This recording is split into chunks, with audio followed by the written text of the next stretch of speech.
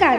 महाराष्ट्रातील विविध क्षेत्रातील बातम्या झटपट आपल्या मोबाईलवर पाहण्यासाठी लगेचच सबस्क्राईब करा राष्ट्रशक्ती लाईव्ह न्यूज आणि सोबत बेल आयकॉन प्रेस करायला विसरू नका. शेतजमिनीसाठी जन्मदात्या आईचा खून लेकाने बायकोच्या मदतीने केल्याची धक्कादायक घटना घडली आहे. लक्ष्मी महाडिक वय वर्ष 32 असे वृद्ध आईचे नाव आहे. ही घटना 30 मे रोजी रात्री 9:30 वाजता माढ्यातील मुंगशी येथे घडली आहे.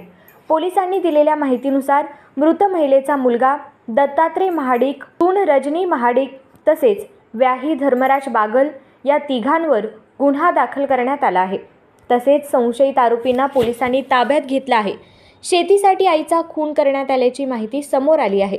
समोर आलेल्या माहितीनुसार मृत महिला लक्ष्मी महाडिक यांची 8 एकर शेतजमीन आहे.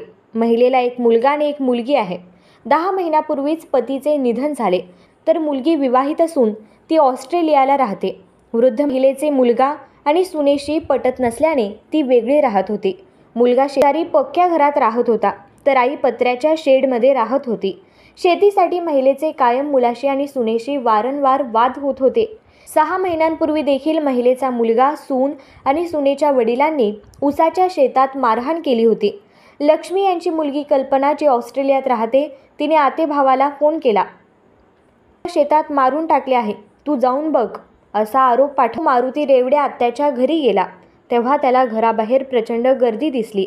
ऊसाच्या शेतामध्ये जाऊन पाहिले असता ऊसाच्या सरीमध्ये लक्ष्मी महाडिक या रक्ताच्या थारोळ्यात जखमी अवस्थेत पडलेल्या होत्या. तिच्या डोक्यातून रक्त येत होते. तिचा गळा कपड्याने आवळलेला होता आणि तोंडावर, डोक्यात दगडाने मारल्याच्या खुणा होत्या, असे फिर्यादीत नमूद करण्यात आले आहे.